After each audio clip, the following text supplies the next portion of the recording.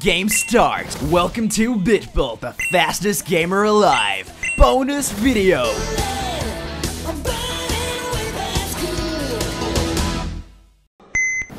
Majora's Mask is a brilliantly dark Zelda game. The title has such a vastly different vibe to its counterpart Ocarina of Time. This has led many people to believe that Link's trip to Termina was nothing more than a dream or a coma that led to his death in the woods. While I've always found these theories interesting, here's the thing, I refuse to believe my favorite Zelda game is all just a dream. The plot and world it has created is simply too good for a cop-out ending like that. So I've cooked up a theory I think will explain what really happened to Link in Termina.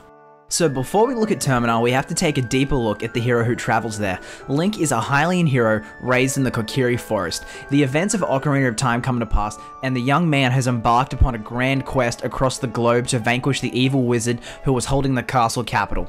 So, there's the obvious stuff, but what about the details that matter? We know Link started his quest as a child of about 10, and eventually grew 7 years physically when he claimed the Master Sword. Once he had the legendary blade, he found himself 7 years in the future. An important thing to note is Link was locked in the Chamber of Sages in a coma-like state while his body was aging. So when he wakes up, technically he still has the mind of a child. When our hero heads off into the woods with his hookshot in hand, he's more or less just a tall 10-year-old. Over his journey, Link has faced many hardships, such as battling great beasts, fending off the undead, and even winning the affections of a lovely Zoran princess. It is these experiences and hardships he was endured that helped him mature. Over time, we see Link's youthful enthusiasm turn to noble ambition. Once a child, sheltered from the harshness of the outside world by his forest oasis, now a grown man who can take care of himself. A large part of growing up is finding a direction or calling in life. Link found his calling in playing the part of the wandering hero. His smarts and skill with a sword were his most valuable assets. Now at the end of Ocarina of Time, Zelda takes the blue instrument and sends Link back 7 years to relive his childhood.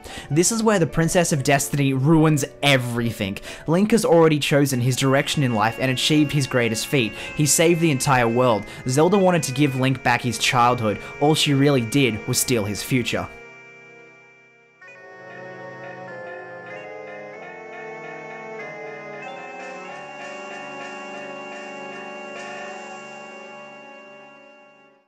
Can you imagine working long and hard to build yourself a company or an identity only to have the entire thing reset? That's what Zelda did to Link. In sending him back in time, she undid all of his heroic deeds and the relationships they brought him. Okay, we're opening up the timeline here, so buckle in. So Zelda sends Link back from the future to the past before he pulled the Master Sword from the stone.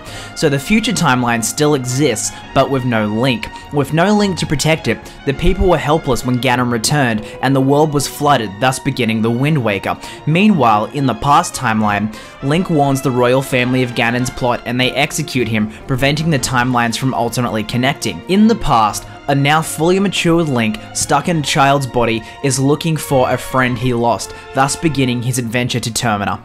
At the start of the game, we see the narrative tell us Link has embarked on a deeply personal journey and crept away from the land that made him a legend. Now, many of us know Link went into the woods looking for Navi, the only person who's been with him from start to finish, future and past. See, Navi is a symbol that Link's heroic future ever existed. For whatever reason, at the end of Ocarina of Time, Navi vanished.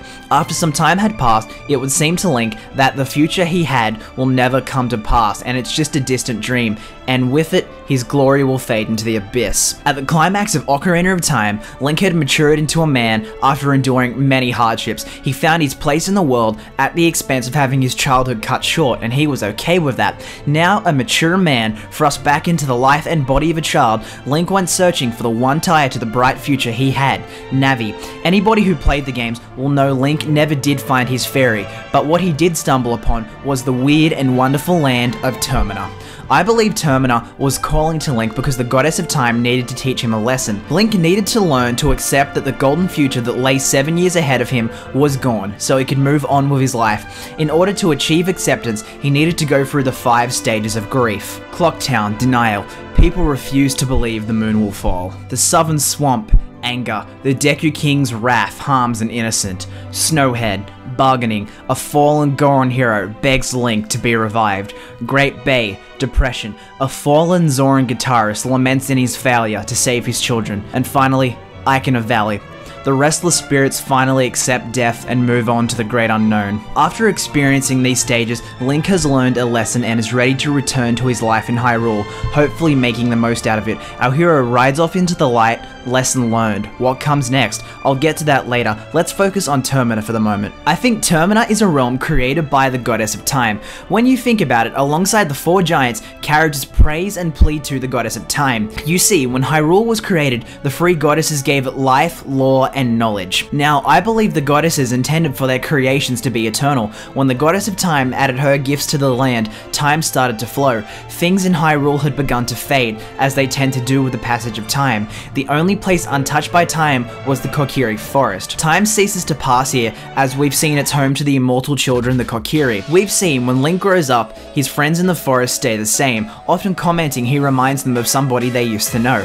The concept of aging is foreign to them. Furious that all the things in their world were destined to die, they banished the goddess of time. Now, far away from her fellow gods, she decided to do what all divine beings do: create. She created Termina, a twisted version of Hyrule. She tried her best to copy her sister's work, and that's why Termina seems so similar to Hyrule, yet so eerily different at the same time. Notice at the heart of Termina stands a clock keeping perfect time. Time is a huge theme in Majora's Mask, and the theme of learning to manage one's time plays a huge part in the player's success in their quest. I think the Ocarina and Temple of Time are so important in Hyrule because the goddess who controls time is gone. These are the last artifacts left to influence time. Have you ever noticed in Hyrule, the Ocarina of Time's power is quite weak and doesn't give you much power over time at all? Now compare that to Termina, where it gives the user complete control over the time stream. I think the instrument works better in Termina because it's able to better call out to the goddess of time in her home. She wanted to help Link move on with his life because he's her champion. Remember, he's the hero of time. Funny, isn't it? The one who would save Hyrule donned the title of the Banished Sister. Her relics and temple of worship led the hero to a grand destiny. Perhaps she was planning this all along and sealed the Master Sword for that age in her temple for that reason. Skip forward to Twilight Princess. The hero of Twilight meets with a phantom from Hyrule of a distant past. This large phantom is the hero's Shade. The Shade is confirmed to be what remains of the hero of time. He shows up in the game to teach the new Link sword skills and prepare him for the trials ahead. As he trains Link, he says things like, "You have at last mastered all of the hidden skills. Although I accepted the life of the hero, I could not convey the lessons of that life to those who came after. At last, I have eased those regrets. You, who have marched through countless foes, each mightier than the last. You, who now gaze to the future with vision unclouded. Surely, you can restore Hyrule to its stature of yore as the chosen land of the gods. Farewell." You can see, even after the goddess's lesson, he couldn't pass into the afterlife. He regretted not being able to pass his knowledge and skills onto an apprentice. He made peace with the future he would never achieve, but still, he had regrets. Some people think Link's trip to Termina means he got lost in the woods without a fairy and became a Stalfos. However, this can't be the case. Look at the hero's Shade. He's way taller than young Link was, and judging by his phantom, it seems he's lived an entire life after his adventure away from Hyrule. He's wearing golden armor, has a new set of weapons, and he's missing an eye, presumably from future heroics or fighting in some forgotten war to Hylian history. There you have it, what I think really happened to Termina, and that's the beauty of these games. After the credits roll, they let you draw your own conclusion. As long as future games don't contradict your theory, it's as valid as any other. Think he trained with the Gerudos afterwards? Sure. Ever wonder if he joined the Hylian Guard? Why not? Maybe he kept his promise and married Princess Gerudo. Yes, that definitely happened, and that's going to be the topic of my next video. Thanks for watching, guys, and peace out.